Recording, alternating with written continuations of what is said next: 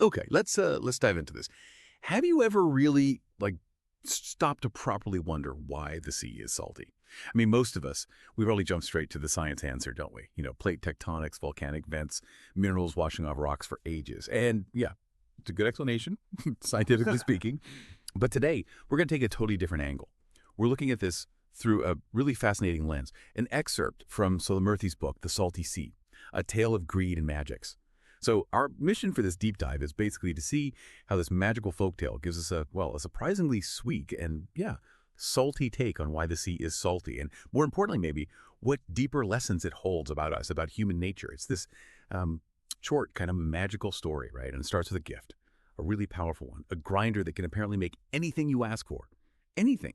Sounds pretty perfect, doesn't it? Like ultimate wish fulfillment. Oh, absolutely. But what's really intriguing, I think, is how that blessing, it doesn't stay simple. It twists.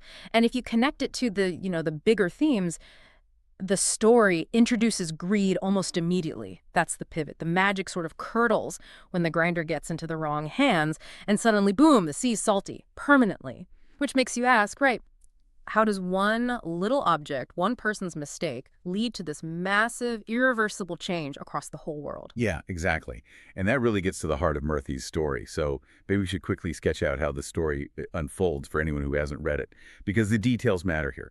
It starts, like a lot of these old tales, with a poor fisherman. He gets this amazing magical hand mill, this grinder that makes anything. So maybe you can walk us through how things start to, unravel. What's the first hint that this power might be, a bit too much? Well, it's quite clever in its simplicity, actually. Initially, the fisherman uses it for good things, like grinding flour for his family, getting rice, stuff they genuinely need. So it's presented as this relief from poverty, a real blessing.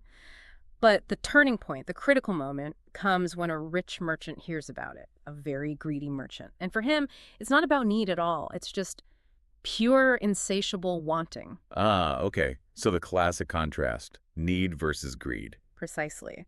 The merchant basically tricks the fisherman, steals the grinder. And what Murthy shows so well is how once this powerful object is controlled by someone driven purely by excessive greed, its whole nature seems to change.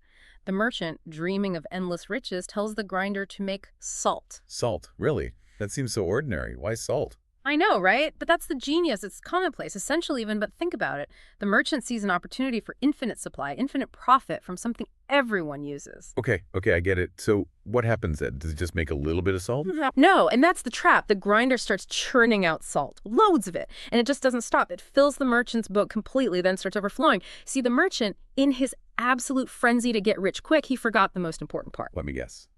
How to turn it off. Exactly. He never learned the command to make it stop. So the salt just keeps pouring out relentlessly. It sinks his boat, sends him to the bottom, and the grinder just keeps going down there on the seabed, endlessly pouring salt into the ocean.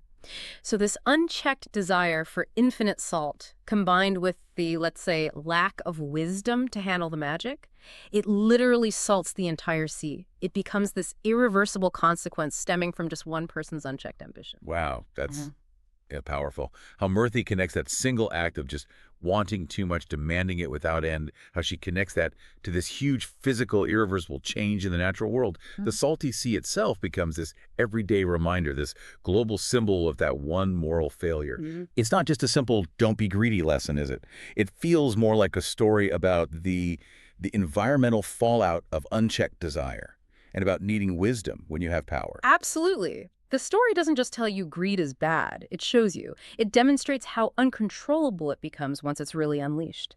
The grinder starts as a blessing, a tool for abundance, but it turns into a curse when it meets that boundless avarice. And the choice of salt. It's perfect symbolism, isn't it?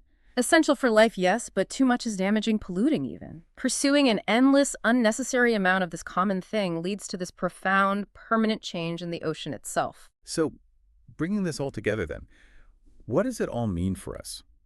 We've sort of peeled back the layers on this story that maybe at first glance seems like just a kid's tale. But it unpacks this really timeless truth about human nature, doesn't it? And Sudha Murty's style, it's so warm and simple, but it proves you can embed these really deep life lessons, about generosity, kindness, and seriously, how greed can turn blessings into these lasting problems. You can weave all that into answering a basic question like, Why is the sea salty? Yeah, it's a great reminder that knowledge and wisdom don't only come from science textbooks or, academic papers. Sometimes the most valuable insights about why things are the way they are or why stuff matters, they come through stories, through narratives. Tales like this one, they speak to everyone, kids and adults alike. They kind of nudge us to look past the surface. Definitely. It encourages you to find meaning in different places. And honestly, after thinking about this story, you probably won't look at the sea in quite the same way again. It really makes you wonder, doesn't it? What other everyday things, what other parts of our world might have their own secret stories, maybe magical origins or maybe moral lessons, just hidden beneath the surface, waiting for us to find them.